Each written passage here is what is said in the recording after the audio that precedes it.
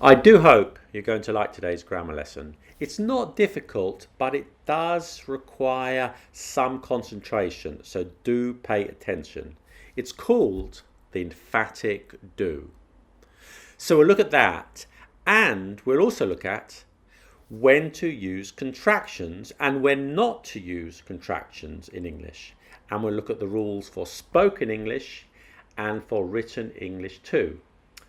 And let me tell you, you will like it. So if you want to know more, then stay tuned.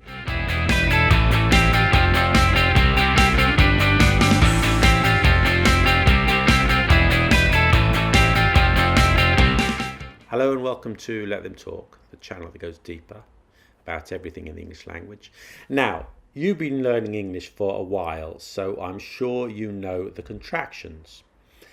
I am, I'm, he will, he'll, we have, we've, they would, they'd, etc., etc. I'm sure you know the negative contractions too. Can, can't, should, shouldn't, do not, don't, were not, weren't. Be careful of the pronunciation there, weren't. Anyway, what sometimes causes confusion is when we use contractions and when we do not use contractions. Okay, so the short answer is that in fluent speech we generally use contractions. For example, I'm happy. It's cold. Don't go away. Okay. The exceptions are in situations when we want to add emphasis to something, when we are contradicting someone or something, and when we are showing a contrast. Okay? Let me give you some examples. I'll write to him tomorrow. Okay, that's an example of fluent speech, so there's no contractions. But I understand he's upset and I will write to him tomorrow. Okay? Here you are emphasizing will, so you don't contract. Notice the pronunciation stress is always on the uncontracted verb. Okay, let's look at another example. It's the best one. Okay, there you are, without contracting. It's not the cheapest, but it is the best. Here you're showing a contrast between what's expected and the realities, so you don't contract. Okay, it's not the cheapest, but it is the best, you see. Okay, he's available tomorrow. Okay, no contraction. He's not available today, but he is available tomorrow. Where's Boris? That's a good question. Where is Boris? You can have coffee, but you cannot have beer.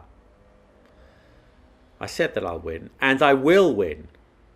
So in these sentences, you are emphasizing a situation so you don't contract. And as I said, always stress the uncontracted verb. Okay? Now, look at this example. Why haven't you finished the work? I have finished the work. Here we are contradicting someone, so we don't contract. Okay? Another example. You're not British.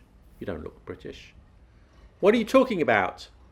I am British. Once again, I'm contradicting here, so I don't contract. Now, I know what you're thinking. This is fine for auxiliary verbs and other verbs which have contractions like where and when. But what about normal verbs? I'm not sure normal verbs is the right term. Maybe they're called action verbs. Anyway, I'll call them normal verbs. And by that I mean verbs such as like, want, need, hope, okay? And also in the affirmative, because of course in the negative you can use don't like, don't need. But so these are normal verbs in the affirmative. How do we emphasize these? For example, I hope to see you soon. How do you emphasize this? I hope to see you soon. No, that sounds wrong. No, you can't stress the hope there, okay? I really hope to see you soon. Not right, okay? Have you got it yet? I do hope to see you soon. Ah, that's right. So just put do before the verb and stress the do, that's important, and you've got the emphatic do. And it's for the same situations that we looked at before, when we want to show emphasis, when we want to show a contrast, and when we want to contradict, okay?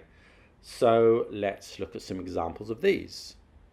Okay, so to show contrast, I don't like bananas, but I do like persimmons. Works in the past too. I didn't see John, but I did see Samantha. To contradict someone. That's not true. I do respect you. Okay? Now, I know what you're thinking. Isn't the emphatic do just like very or really? Well, yes and no. It can be a synonym, but the emphatic do is about stressing something. It's not about intensity. So, for example, do you like donuts? Yes, I do like donuts, but I prefer chocolate, okay? I really like donuts would mean something different here, okay? So remember that you use the emphatic do for emphasis. That's why it's called the emphatic do. It can make a sentence more polite. For example, do sit down, which is more polite than please sit down, okay? Do come in. Do help yourself to cookies. Do make yourself at home, okay? However, it's not necessarily polite. It depends on how you say it. And in some situations, it can sound like an order. For God's sake, do sit down. Do shut up. Do shut up. Do leave me alone. Okay? So it's emphatic. It's not necessarily polite. Now we're going to look at contractions with written English. And this is quite a controversial subject. So I'll tell you what I do, but I'm sure someone out there is going to disagree.